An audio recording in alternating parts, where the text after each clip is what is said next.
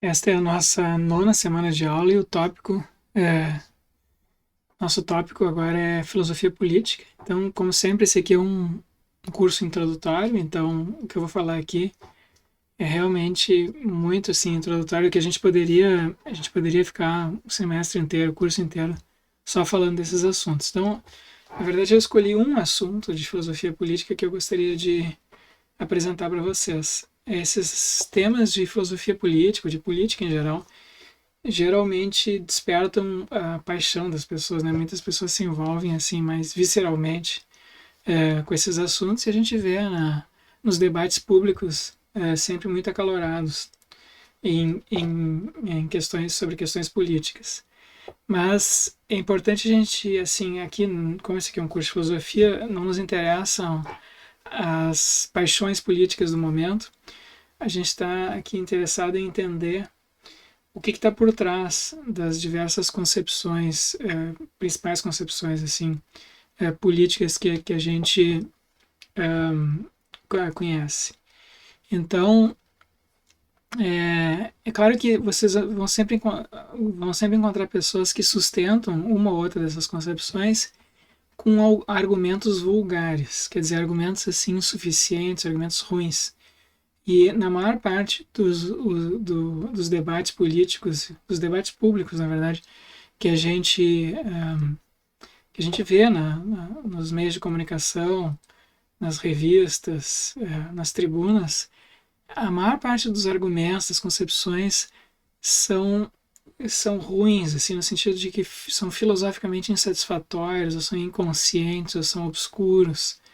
Então, a gente não está aqui interessado nesse tipo de argumentação, a gente está interessado nas melhores argumentações. Quais são os melhores argumentos que alguém poderia elaborar em favor de cada uma dessas três principais concepções políticas que a gente tem na nossa sociedade contemporânea, que são filosofias políticas conservadoras, liberais e igualitárias. O igualitarismo às vezes é chamado também de socialismo, né? Muitas pessoas, ou às vezes comunismo também. Algumas das pessoas que defendem o igualitarismo se autodenominam de socialistas ou comunistas, mas nem todas. Algumas preferem, algumas são igualitaristas e não são propriamente socialistas. Enfim, tem algumas distinções internas a essa corrente, como tem também nas outras, né? Mas então o nosso interesse aqui é saber o que caracteriza cada uma dessas concepções e quais são os melhores argumentos que a gente pode elaborar em favor de cada uma delas. Porque seguidamente as pessoas aderem a uma concepção de política, né? Se dizem conservadoras ou liberais ou socialistas ou igualitárias, mas elas sequer conhecem direito os argumentos favoráveis às concepções alternativas. Então, né, a pessoa se filia a uma determinada corrente política, tem simpatia por aquilo e continua com essa concepção sem jamais refletir, fazer aquilo que o Sócrates recomenda, né? Ele diz a vida não examinada não vale a pena. Então, isso seguidamente acontece, né, nesses debates políticos, as pessoas não examinam as suas próprias posições, nem as posições alternativas. Então eu vou apresentar assim alguns elementos de um exame dessas posições. É claro que isso aqui é ainda muito superficial, né? Mas eu deixei vários textos indicados na página da disciplina e quem quiser continuar o assunto, quem se interessa por filosofia política pode continuar lendo esse material que está lá. Também é importante dizer que há outros assuntos de filosofia política que são igualmente importantes que eu estou deixando de lado aqui, tá? Sobre isso a gente pode falar um pouco mais na aula síncrona desta quarta-feira. Então vamos lá. A gente tem aqui. Bom, eu deixei como indicação para vocês de leitura dois capítulos desse livro aqui, Conflito de Visões, que foi escrito por esse intelectual, ele é na verdade economista, mas ele escreveu esse livro, esse sujeito se chama, aqui tem a fotinho dele, se chama Thomas Sowell. Ele é um pensador, um economista conservador, considerado conservador. E eu fiz questão de escolher um pensador conservador porque eu acho que no ambiente universitário contemporâneo, vocês têm, é comum as pessoas serem mais de esquerda, sobretudo nas áreas de humanidade, filosofia e ciências humanas, né? Então, eu acho que é importante vocês terem contato com pensamentos diferentes. E então, por isso eu estou escolhendo esse texto aqui do Thomas Sowell, mas eu deixei indicado também na página da disciplina um texto escrito por um liberal, né, que é o José Guilherme Melchior. O texto se chama O Argumento Liberal. É um texto muito bom, escrito por um liberal assim importante aqui no Brasil, talvez um dos mais destacados pensadores liberais brasileiros. E um texto escrito por um socialista, por um igualitarista, que é o Carlos Nelson Coutinho. Tá? Então eu recomendo. Todos esses textos são textos assim clássicos e importantes. E quem se interessa por filosofia política tem que conhecer, pelo menos esses textos aí são realmente assim, né, eles marcaram muito as discussões contemporâneas, recentes que tem havido, então é importante vocês conhecerem. Mas, e o texto esse do Thomas Sowell, ele faz uma avaliação não só não é propriamente uma apresentação da concepção conservadora, mas uma apresentação do tipo de conflito que há entre conservadores e não conservadores, liberais e igualitaristas, tá? Então é um texto mais assim filosófico, menos político. Então por isso eu escolhi esse trabalho. Então o que o Thomas Sowell diz? Ele diz o seguinte: olha, há vários tipos de conflitos que a gente encontra, divergências, enfim, conflitos de opinião. E ele distingue o que ele chama de conflitos de interesses, né? Duas pessoas têm interesses divergentes. Tipicamente, por exemplo, né, se vocês forem ver assim, muitas das divergências que as pessoas têm, que a gente testemunha, né, na Assembleia Legislativa, no Congresso Nacional, nos debates políticos, são conflitos de interesses. Então, grupos políticos diferentes têm interesses diferentes. Por exemplo, a gente tem todo ano votado o orçamento do governo federal.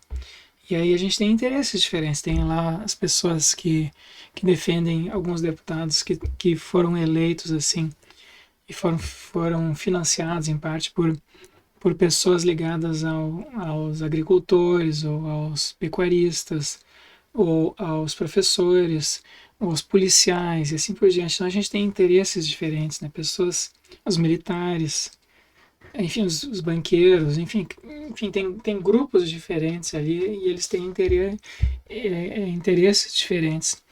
Então eles querem uma legislação mais favorável aos seus próprios interesses. Então isso é tipicamente um conflito de interesses, tá?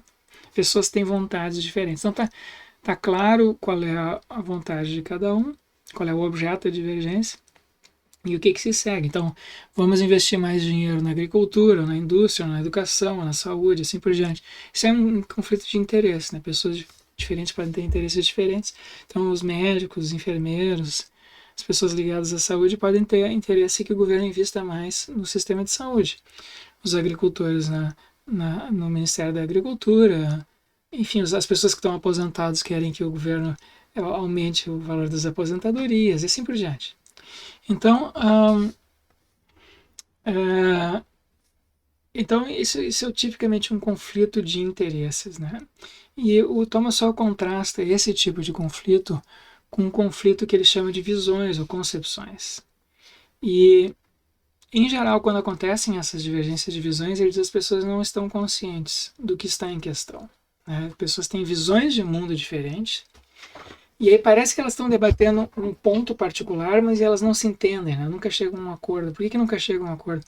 Porque elas estão usando critérios diferentes para avaliar a mesma situação. Então, elas não estão simplesmente... Não há um conflito de interesses propriamente dito. Né? Eu quero isso, tu quer aquilo. É assim, o modo de avaliar, o modo de conceber a situação toda é diferente. Né? Então, isso é um conflito de visões. Eu aqui, nesse semestre, usei a palavra perspectiva, né? Conflitos de perspectiva. Então, mas é a mesma ideia, tá? Eu só estou usando uma outra palavra. Então, o que acontece quando há esses, o que acontece quando há esses conflitos de visões? O que é uma visão de mundo, né? O Thomas Sowell chama atenção para o seguinte, mas ele também não é a única pessoa a fazer isso, outras pessoas fazem, né? Isso não é nenhuma novidade, mas enfim, ele chama atenção para isso no livro dele, ele diz, olha, vocês já notaram que uma pessoa quando ela é conservadora, ou liberal, ou igualitarista, esses grupos de pessoas elas estão alinhadas, as opiniões delas estão geralmente alinhadas em assuntos muito diversos. Então, por exemplo, se a gente escuta uma pessoa conservadora falando sobre gastos militares, ou sobre legislação sobre drogas, ou educação, meio ambiente, política econômica, se tu sabe a opinião dela sobre um desses assuntos, provavelmente não é muito difícil adivinhar qual é a opinião dela sobre os outros assuntos. E a mesma coisa uma pessoa que é socialista, por exemplo, ou uma pessoa que é liberal. Então, se tu conhece a opinião dela sobre um assunto, geralmente não é muito difícil adivinhar a opinião dela sobre outros. Então, por exemplo, as pessoas que são mais de esquerda tendem a querer menos gastos militares, tendem a querer uma legislação sobre drogas que seja mais branda, quer dizer, que permitir, por exemplo, a descriminalização de algumas drogas.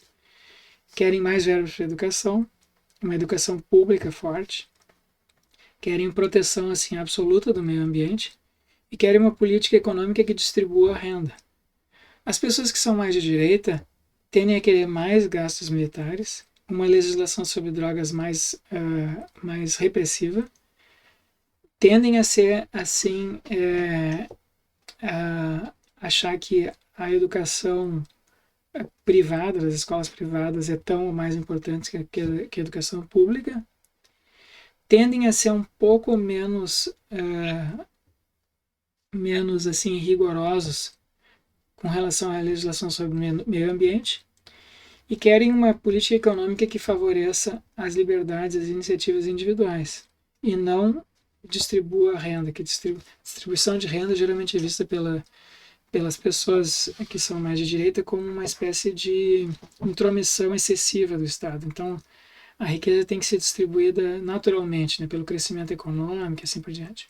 Então, o crescimento econômico naturalmente traz um enriquecimento de todas as faixas da população. Então, a gente viu isso aqui no Brasil, assim, aconteceu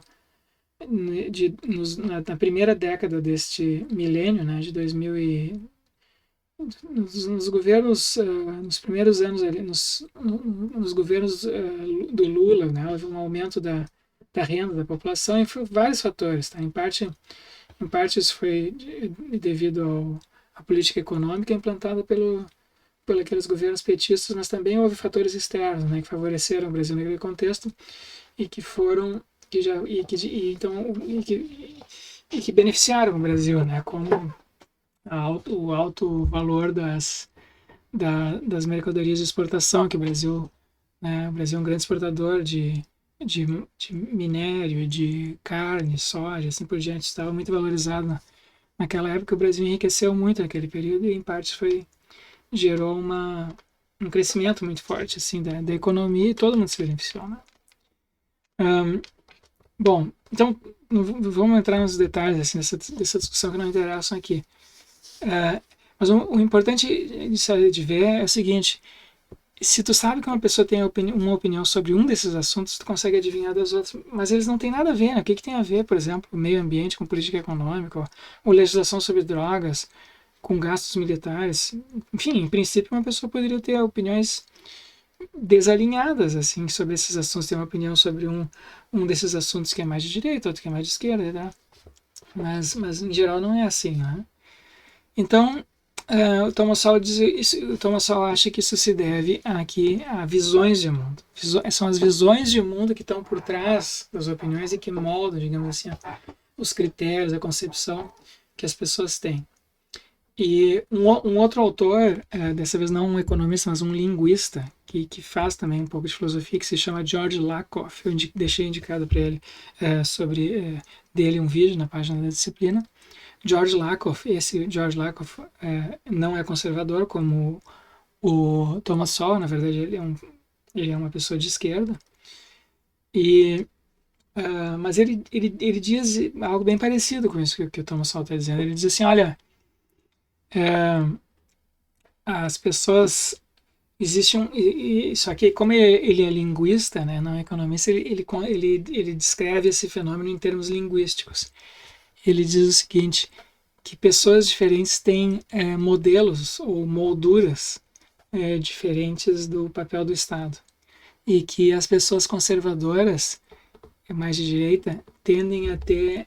A gente tende a usar como metáfora para o Estado, o papel do Estado, a nossa vida doméstica. Né? Então, seguidamente, vocês vão ver assim, nesses debates públicos coisas do tipo assim: o Estado não pode. Da mesma maneira que uma pessoa, eu aqui, por exemplo, não posso. Eu não devo, né, gastar mais do que eu recebo, senão eu vou me endividar. Assim também o Estado não deve gastar mais do que ele arrecada, senão o Estado vai se endividar, o Estado brasileiro. Então se usa como metáfora, né, para a administração pública, a administração doméstica. Então isso é uma metáfora, então isso é uma espécie de moldura. E o presidente da República é o chefe da residência. Então, né, ele é o responsável por manter o lar ali e tal. E o que o George Lakoff diz é o seguinte: existem vários modelos de família, né? A gente tem vários assim modelos de pai e mãe, né? De como é que a gente deve educar as crianças. Tem algumas pessoas que acham que a educação das crianças tem que ser mais rígida e que acham que as crianças precisam ser disciplinadas, que acham que se a gente deixar as crianças fazer o que querem, elas vão se estragar, digamos assim, porque existe uma tendência humana ao vício, né, à maldade, e essas tendências humanas, a agressão, por exemplo, elas têm que ser tolhidas. Então, nesse modelo mais conservador de família, a função do chefe do lar, pai ou mãe, é o de impor disciplina, né? Então, impor ordem. E por outro lado, a gente tem pessoas que têm um modelo de família mais assim, mais de esquerda, mais progressista, digamos assim, que consiste em dizer, não, a função principal dos pais é cuidar dos filhos, não é disciplinar eles.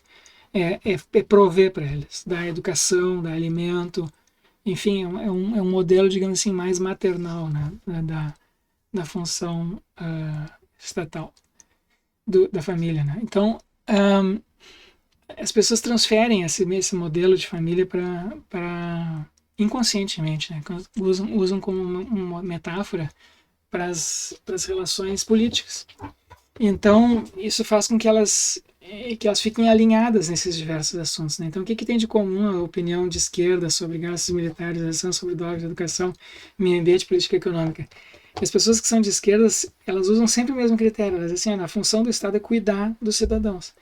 Então, tem que ter menos gasto militar, porque isso aí tem que investir nas coisas que são assim, as necessidades. Tem gente passando fome, tem que cuidar delas, tem que distribuir renda. Se tem gente doente, tem que investir nos hospitais, tem que dar educação pública, tem que cuidar do meio ambiente. É sempre cuidar, cuidar, cuidar. E com relação aos cuidados mais fracos, os vulneráveis, né, na sociedade. No entendimento das pessoas mais de direita, mais conservadoras, a função do Estado é pôr ordem na casa, é disciplinar. Então, gastos militares, sim. Legislação sobre drogas, rigidez. Educação, também. Agora vocês viram que nós temos atualmente um governo conservador, de direita, né? Eles estão usando como modelo para as escolas públicas as escolas militares. Meio ambiente, nem tanto, porque a natureza, enfim, a natureza se vira, né? Então, isso não é matéria de disciplinamento, né? E a política econômica também tem que deixar que as pessoas, enfim, as pessoas individualmente conquistem sua riqueza e não o Estado não tem que funcionar como um distribuidor assim, de benesses. Então, são modelos diferentes. Tá? Isso não quer dizer que um está certo ou outro errado. Na verdade, tem coisas certas e erradas nos dois, enfim, eles servem a funções diferentes, né? Mas o importante é isso, a gente tem que, por trás das divergências, não são só as estatísticas, os dados, os argumentos, os dados empíricos, né? Qual é a política que funciona. Tem sempre essa visão de mundo por trás dessas divergências políticas. Tá?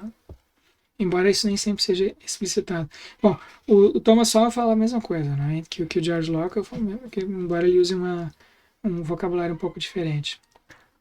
Então, como é que são essas visões de mundo? Elas são como mapas, elas servem de guia, né?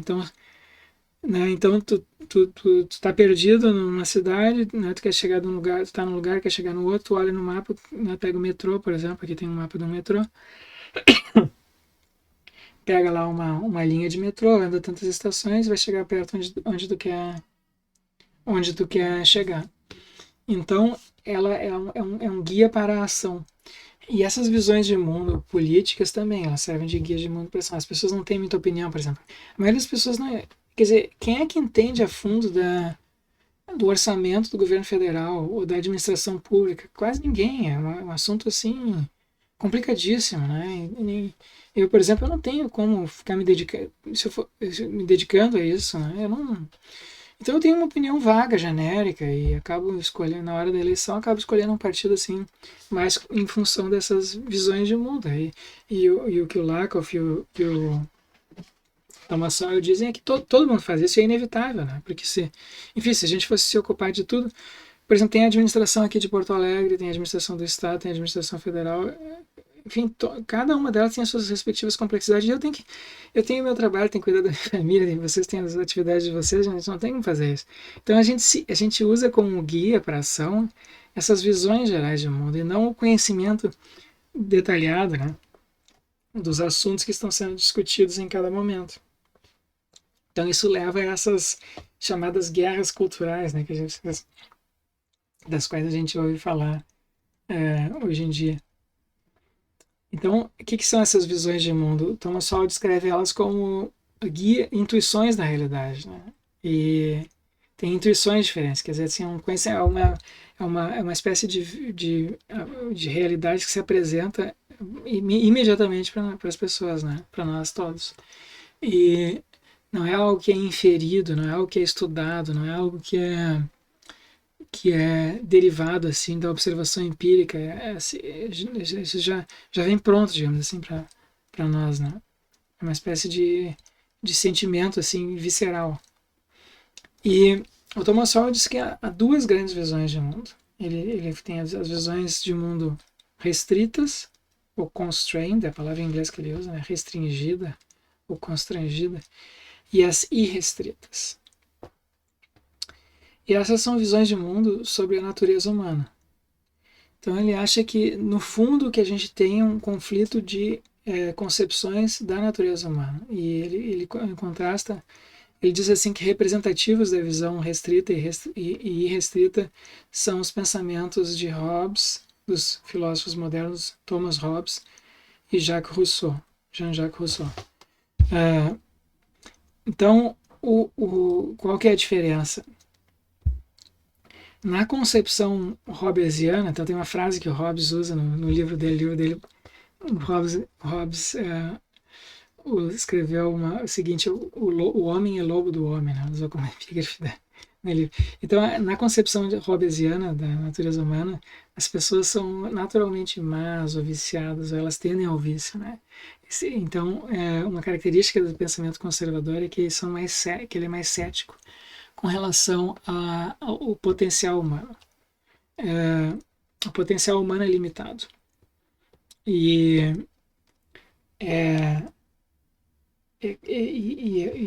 o que a gente observa analisando a história da humanidade é a reincidência constante de vícios, erros, maldades, desvios, corrupção, né? E é raro comportamento ético, moral, a presença, por exemplo, de pessoas santas, né? Como se diz nas religiões. Isso é raro. O mais comum é a limitação, a cegueira, o erro, né? Então, essa natureza humana viciada, tendente ao erro, precisa ser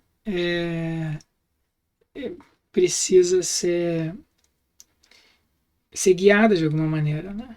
E bom, Por oposição a essa concepção, vamos ver, bom, quer dizer, bom, vamos ver depois os detalhes disso, né? E por oposição a essa concepção hobbesiana, a gente tem uma concepção de Rousseau, que é otimista com relação ao potencial humano.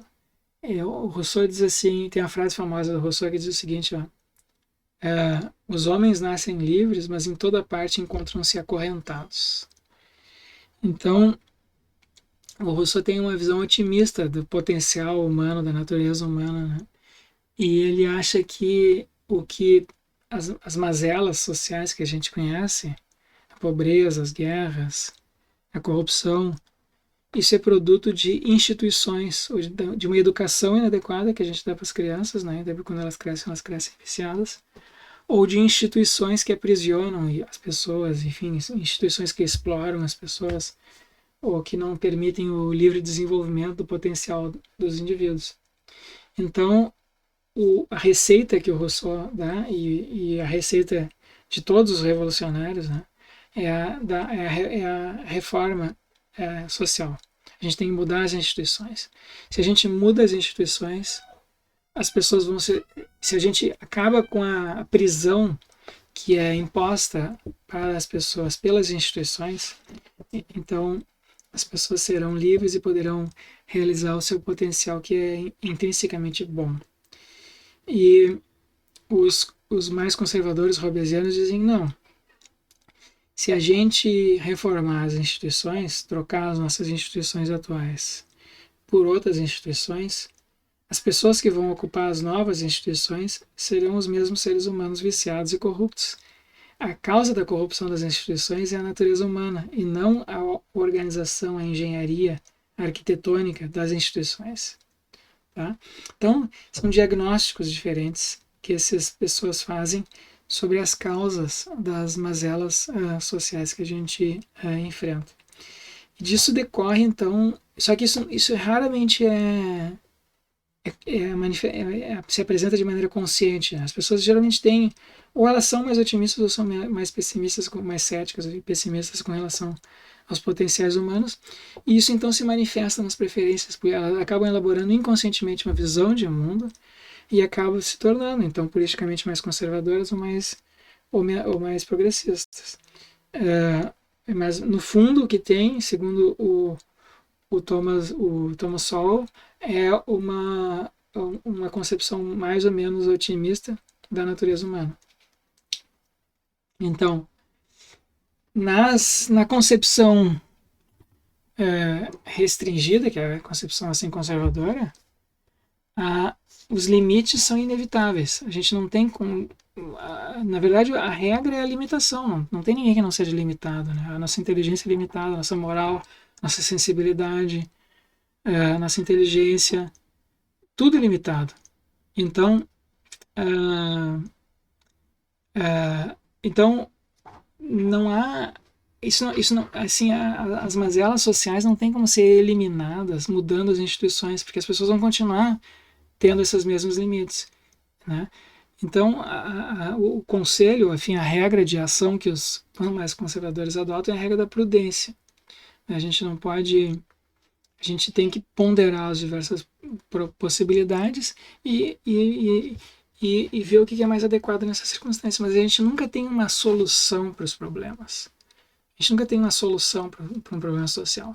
A gente pode mitigar ele. Então, por exemplo, a gente não tem como eliminar completamente a corrupção. A gente pode criar mecanismos que vão tornar a corrupção mais difícil, vão diminuir a corrupção. A gente não tem como eliminar completamente a exploração, mas a gente pode diminuir. A gente não tem como eliminar completamente as possibilidades de violência, ou guerras, ou conflitos assim armados, mas a gente pode fazer coisas que podem tender a diminuir isso. Agora, para cada uma dessas ações, existe um custo. Então, é algo que o Thomas Sowell chama de trade-off, né? Essa palavra não tem, essa expressão não tem como ser traduzida, não existe um correlato disso em português. Às vezes se diz assim, toma lá da cá, né? Então tem um trade-off, quer dizer, a gente faz uma coisa, mas tem uma contrapartida. Então, por exemplo, a gente pode, claro, investir mais em educação, mas isso significa que a gente vai investir menos em outras coisas. A gente pode distribuir renda, né? Fazer políticas de distribuição de renda, mas aí o Estado vai se endividar. A gente pode investir menos com gastos militares, mas o país daí fica mais vulnerável a ataques externos. Então sempre tem um trade-off, né? Nunca tem uma solução completa. Não existe é impossível nessa concepção a gente criar uma utopia na Terra, né? Por outro lado, as pessoas que têm uma concepção mais otimista do potencial humano acreditam na possibilidade da gente ou realizar alguma coisa mais utópica, né? E isso a gente vê em alguns movimentos, assim, alguns textos assim socialistas. Eu deixei na página da disciplina o Manifesto do Partido Comunista do Marx e Engels, então assim, vocês não leram, esse é um texto clássico também importante ler. Ali tem uma visão desse tipo, né? A apresentação de uma espécie de utopia, que é a utopia socialista, comunista. Então, eles acreditam, digamos assim, que se a gente mudar as instituições, mudando as instituições, trocando, por exemplo, no caso do Marx, né, trocando as instituições capitalistas por instituições socialistas, a gente teria uma sociedade perfeita ou próxima disso. Então, pelo menos essa é a promessa, né? E porque o problema está nas instituições, não está nas pessoas, né? E então soluções são apresentadas, algo que pretendem pelo menos ser soluções que pretendem eliminar por completo a pobreza, por exemplo, eliminar por completo a corrupção, eliminar enfim, o vício, a imoralidade, enfim, né? E então são apostas, né, bem diferentes. E isso leva então as pessoas de uma outra, que tem uma outra dessas visões, a adotarem opiniões diferentes sobre diferentes assuntos. Então, com relação à moralidade e à causação social, por exemplo, né, a gente tem esses problemas recorrentes ao longo de toda a história da humanidade: guerra, pobreza e crimes, né? 3 problemas assim recorrentes. Não há nenhuma sociedade que não tenha guerra, que não tenha tido ou tenha atualmente guerra, pobreza e crimes. Então, as pessoas que são mais conservadoras tendem a ver esses males como sendo sistêmicos, né? Eles são inelimináveis. Eles podem ser mitigados, mas não eliminados. As pessoas que têm uma concepção de mundo mais irrestrita da natureza humana, concepção da natureza humana mais restrita, não restringida, tendem a achar que esses males têm como ser eliminados, né? E os conservadores acham que toda ação pode ter consequências sistêmicas imprevistas, né? Então, às vezes a gente elabora uma nova política, né? Constrói uma nova instituição, um novo programa social, digamos assim, para eliminar algum mal. E é comum esses programas novos terem consequências imprevistas. Então eu vou dar um exemplo assim aqui que é bem fácil de vocês entenderem, que é um exemplo não social. O que é um mal sistêmico, né? Então, por exemplo, na década de 50, por aí, 40, 50, havia uma previsão de que a população mundial estava... Bom, isso começou no final do século XIX. Pessoas que acreditavam que, como a população da Terra estava crescendo muito rapidamente, eles acreditavam que no futuro, nas próximas décadas, faltaria alimentos, né? E que então era preciso introduzir algum tipo de controle populacional. Bom, o que aconteceu? Na década de 40 e 50, depois da Segunda Guerra Mundial, começou a se usar fertilizantes na agricultura, fertilizantes e agrotóxicos, né? E a produção mundial de alimentos aumentou assim mais do que a população. Então nunca faltou. Na verdade, hoje a gente tem mais abundância de alimentos do que tinha no século XIX, né? Menos gente hoje passa fome do que no século XIX. E em parte isso se deveu às mudanças tecnológicas que foram introduzidas na agricultura. Mas o uso em larga escala de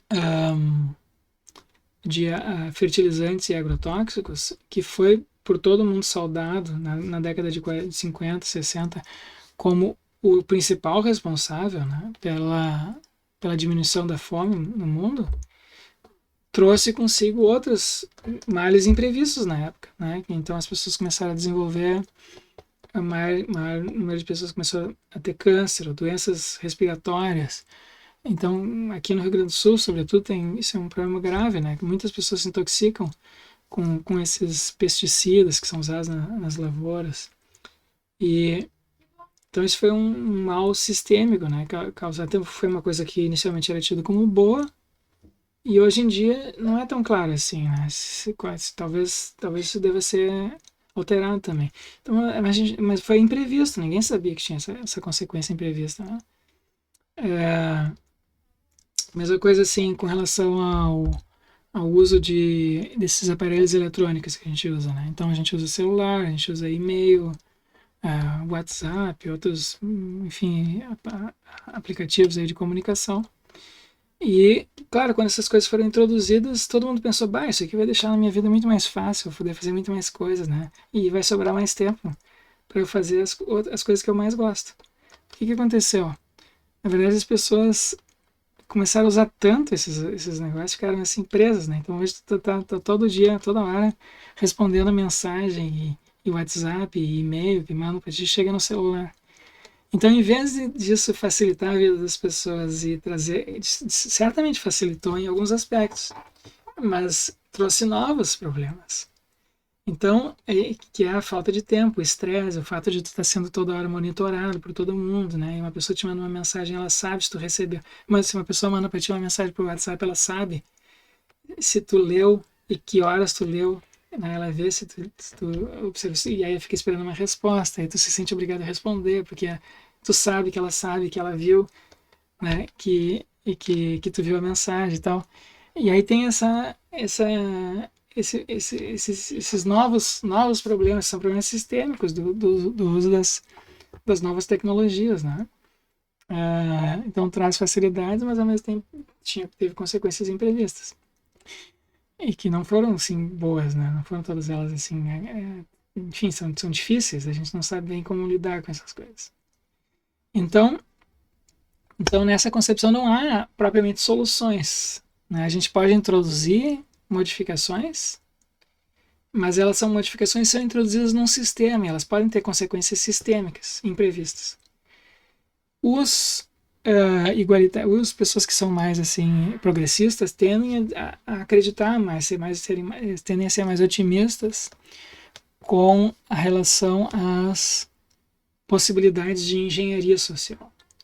Então vamos planejar a economia, vamos planejar a educação, vamos planejar o crescimento econômico, vamos planejar, enfim, a família das pessoas, né? Vamos introduzir planejamento familiar. E essas pessoas acham que isso é possível, né? É possível a gente racionalmente antecipar os problemas que vão acontecer e criar soluções, diretamente intervindo. As pessoas mais conservadoras tendem a preferir soluções mais orgânicas, que brotam naturalmente, que foram testadas, e preferem um caminho mais das adaptações, né, e não das revoluções ou das reformas radicais. Então são visões de mundo bem diferentes. Com relação ao conhecimento e à razão também, o papel do conhecimento e da razão é concebido de maneira diferente por pessoas que têm essas visões, né, diferentes. As pessoas mais conservadoras tendem a acreditar mais ou confiar mais na experiência acumulada, né? Porque muitas, então tem uma sabedoria que foi sendo acumulada aí ao longo de milênios, né? E que se manifesta hoje na nossa cultura. Então, claro, muitas coisas da nossa cultura são desagradáveis, a gente não gosta, né? A gente acha que tem isso, tem aquilo, mas a cultura que nós temos hoje, por mais assim defeituosa que seja, ela foi selecionada organicamente, né, através de milênios. Então, se as práticas culturais que nós temos são insatisfatórias ou indesejáveis em alguns aspectos, pelo menos elas, talvez exista uma sabedoria, esse é o ponto, talvez exista uma sabedoria tácita que está sendo repassada também, né? Então, às vezes a gente não... E que é invisível, né? Às vezes as soluções não são... As coisas que funcionam são as coisas que a gente faz funcionam, e quando a gente tenta trocar por uma outra maneira de fazer as coisas, simplesmente não funciona, né? E a gente daí não sabe por que não parou de funcionar. É porque existe uma sabedoria na cultura que é selecionada e que é passada de uma geração a outra de maneira inconsciente, sem que a gente saiba por que as coisas funcionam assim, né? Então muitas coisas eles são passadas como se fossem superstições ou preconceitos, e muitos desses preconceitos nos parecem assim indesejáveis ou até abomináveis. Mas por outro lado, nenhuma cultura tem como funcionar completamente sem esses mecanismos automáticos, né? E largamente inconscientes de transmissão assim de costumes. Né? Então, as pessoas que são mais conservadoras tendem a confiar mais nisso. As pessoas que são que têm mais progressistas tendem a confiar mais na razão individual, na capacidade da gente pensar individualmente qual que é o problema e qual que é a solução para o problema. Os conservadores são céticos com relação a isso, né? Os conservadores tendem a confiar mais numa sabedoria difusa em pessoal, e as pessoas mais progressistas tendem a confiar mais numa elite intelectual, quer dizer, assim como a vanguarda, né? Tem pessoas assim que estudaram o assunto e elas sabem o que é melhor para todo mundo. E então, né, existe uma confiança, digamos assim, no papel dos intelectuais. Os intelectuais, os pensadores, os economistas, os sociólogos, às vezes os filósofos, os psicólogos, eles conhecem a fundo os problemas e eles têm as melhores soluções. E os conservadores são céticos com relação a isso, né? Eles dizem assim que a sabedoria mais importante é difusa e impessoal, não está nesse ou naquele grupo de pessoas. E, por fim, os conservadores acham que os vieses cognitivos que nós temos eles podem ser diminuídos, mitigados, mas não completamente eliminados, como acham as pessoas mais progressistas. Por fim não, um outro elemento é a concepção de racionalidade que as pessoas têm. A racionalidade na qual os conservadores tendem quer dizer, a racionalidade é concebida pelos conservadores de maneira mais sistêmica, quer dizer, a gente tem um sistema todo de dar e aceitar ou não aceitar razões, avaliar o que umas outras pessoas dizem, e isso é largamente difuso e inconsciente, e tácito, e as pessoas mais progressistas tendem a confiar mais na racionalidade explícita, articulada, né, verbalizada. A maior parte das coisas que acontecem no mundo, segundo os conservadores, tem causas desconhecidas. Então eles tendem a ser mais assim abertos, ou pelo menos assim tendem a achar que tem sempre um lado misterioso em tudo que acontece e desconhecido. E as pessoas que são mais progressistas tendem a ser céticas, por sua vez, com relação aos mistérios. Eu acho que não há mistérios. Basta a gente estudar o suficiente, né? E a gente vai acabar descobrindo tudo que não há nenhum mistério. Não há mistérios insondáveis, né? Não há nada. Não há nada que a razão não possa resolver.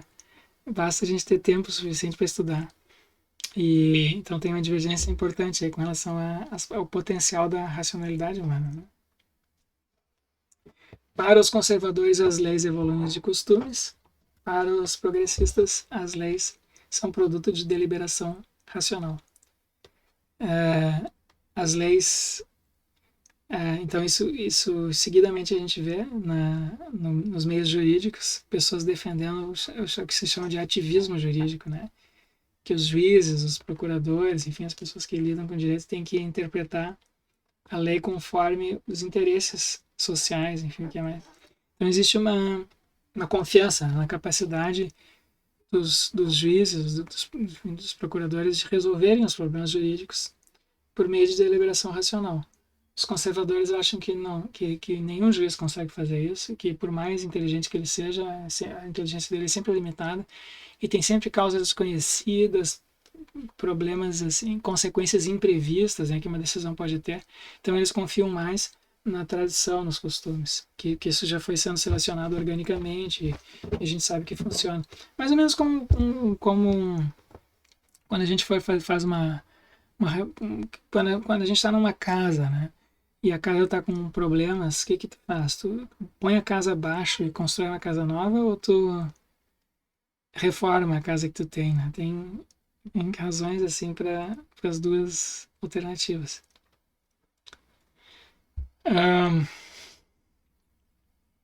Né? Porque o problema de botar abaixo a casa e construir uma nova é que onde é que tu vai morar enquanto tu tá construindo a casa nova, né? Se tu põe abaixo a casa que tu tem.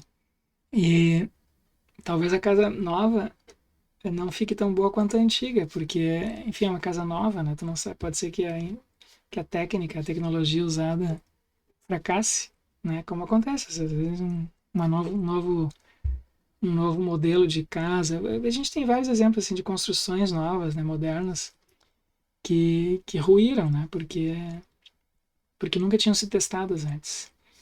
Se a gente faz um modelo, constrói um modelo de casa assim que já há muitas outras parecidas com aquela, se a gente faz só pequenos ajustes, então a probabilidade daquilo dar errado é bem menor, né? Por outro lado, pode ser que a casa antiga esteja muito, muito arruinada, né? E a gente tenha recursos e condições de construir uma nova. Então, a gente tem razões nos dois sentidos, né? Com relação às políticas sociais, os conservadores tendem a sempre pedir mais liberdade e os progressistas mais igualdade. Então, aqui a gente tem dois valores assim que são difíceis de conciliar na nossa sociedade, né? Quanto mais igualitária uma sociedade tende a ser, menos liberdade as pessoas tendem a ter. E quanto mais liberdade as pessoas tendem a ter numa sociedade, mais desigual ela tende a ser. Então, né, nós valorizamos as duas coisas. Nós valorizamos a liberdade e a igualdade, mas eles puxam a sociedade em direções diferentes. Né? Então, a gente tem essa tensão, que é a tensão entre conservadores e progressistas na sociedade contemporânea. Né? Ninguém quer viver numa sociedade onde a gente não tem liberdade de expressão, por exemplo, de fazer o que quer, mas também a gente não quer uma sociedade com desigualdades extremas, como é o caso aqui, por exemplo, na sociedade brasileira, uma sociedade extremamente desigual e ninguém gosta disso, né? A gente tem muitas pessoas na pobreza e alguns poucos milionários. Então, né, a gente pode elaborar um argumento no sentido de que isso é injusto, né? Mas, né, como é que a gente vai resolver isso? E se a gente resolve isso por meio da limitação da riqueza dos ricos, isso impõe ou da distribuição da riqueza pelo Estado, isso significa que a gente está diminuindo a liberdade de algumas pessoas, né?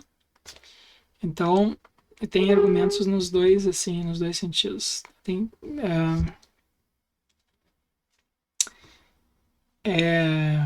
bom, adiante. Então, os mais conservadores tendem a valorizar mais a fidelidade, a maturidade, a desordem inevitável, e são céticos com relação às engenharias sociais. E os mais progressistas tendem a confiar mais na sinceridade, na juventude, na ordem alcançável, né? Na reordenação da sociedade por meios racionais. Bom, então essa é basicamente então essas características, né, essas que eu mencionei até agora são as características básicas de cada uma dessas visões. Tem algumas filosofias que são meio híbridas nesse sentido, por exemplo, o marxismo e o utilitarismo, porque os marxistas tendem a achar que o passado é restringido, né, que não tem como ser alterado, mas que o futuro é livre, que a gente, enfim, o potencial para o futuro é enorme, que a gente pode reformar, alterar radicalmente o futuro por meio de reformas em engenharias sociais. E os utilitaristas também são casos assim híbridos, eles misturam aspectos das duas visões de mundo. Com relação a valores, né, a igualdade é vista pelos mais conservadores como um processo, né, cujo potencial é limitado, e a igualdade é vista como um fim é, para os que têm uma visão de mundo mais irrestrita. A causa da igualdade é sistêmica para os conservadores e a causa é deliberada para os mais progressistas. O poder é menos relevante para os conservadores e mais relevante para... Então, os conservadores tendem a achar que o que mais importa é o sistema, não é o governo propriamente dito. É o sistema. As pessoas que são mais progressistas tendem a dar mais importância a quem está no poder. Elas dizem assim, não, nós precisamos ganhar a eleição, precisamos fazer isso, precisamos fazer aquilo. E para os conservadores isso não é tão importante. Para os conservadores as guerras são mais ou menos inevitáveis. E para os progressistas as guerras são absurdas. Para os conservadores os crimes são inevitáveis também, né? Faz parte da natureza humana, a gente pode diminuir a criminalidade, mas não eliminar. Então, crimes não é como tu eliminar uma doença, né? Agora tem algumas doenças aí que foram eliminadas por meio de vacinas. Sei lá, não sei se a paralisia infantil há pouco, acho que está quase eliminada, foi quase eliminada. Teve algumas outras aí que já foram eliminadas por vacinas. Mas a criminalidade não, então a gente vai em países assim que são que tem uma taxa de criminalidade super baixa, como o Japão, por exemplo, tem cidades enormes, lá, como Tóquio, em que acontecem assim 1 ou 2 homicídios por ano, baixíssimo, né? Número baixíssimo, mas ainda tem, né? Então não é eliminável, segundo os conservadores usam esses exemplos. E os progressistas são mais, eles acham que não, é uma questão de educação e de política pública, a gente consegue eliminar, sempre. Ou pelo menos em condições ideais a gente consegue eliminar. A justiça é vista pelos conservadores como um valor derivado da preservação social, né, e não é um valor primário. E para os progressistas ela é uma meta, é o ideal, então é isso que a gente quer. Os conservadores acreditam mais na punição dos crimes, os progressistas mais na educação dos criminosos. Eles acreditam mais na autonomia e os direitos individuais. E os progressistas tendem a achar que direitos individuais são inalienáveis, são absolutos. Né? Tem uma concepção parecida com aquela do Kant que a gente viu. E eles acreditam também, os conservadores, nos processos formais de justiça e não na justiça social. Justiça social é uma espécie de contrassenso para eles. Tá. Então essas são visões de mundo diferentes, né? Então que se manifestam assim, em diversos domínios. E vocês certamente já viram isso se manifestar em debates públicos. Toda vez que tem uma eleição para presidente ou para governador, alguma coisa assim, essas diferenças se manifestam. E por trás dessas diferenças, então, a gente tem uma visão de mundo. E o importante é vocês tentarem entender que essas visões de mundo, elas não são... Elas são... Há bons argumentos, a gente consegue elaborar bons argumentos para as duas, né? E não é uma... A gente não tem como, digamos assim, elaborar uma prova de que um está certo e que está errado, né? E na verdade tem essa tensão, e talvez eles representem essas visões, aspectos diferentes, né, da nossa sociedade. Porque a gente precisa de uma sociedade onde haja ordem, a gente haja então uma certa conservação daquilo que existe, né? Não pode mudar tudo o tempo inteiro, senão a gente não tem assim, as conquistas do passado não se perdem. Então a gente precisa preservar algumas das conquistas materiais, morais, intelectuais do passado. E a gente faz isso com instituições. Então, por exemplo, aqui a gente está numa instituição, a URGS, que é, enfim, que como toda instituição tem o seu aspecto conservador, né? Que é o de preservar a nossa herança cultural que foi legada aí pelas gerações anteriores. Então, uma parte do nosso trabalho é um trabalho de conservação dessa herança cultural, né? Por outro lado, há razões para a gente querer mudar também. E, né, porque a gente identifica problemas e talvez a gente queira certamente há problemas que precisam ser solucionados, ou enfim, precisam ser endereçados, né? Então a gente tem essa tensão na sociedade contemporânea.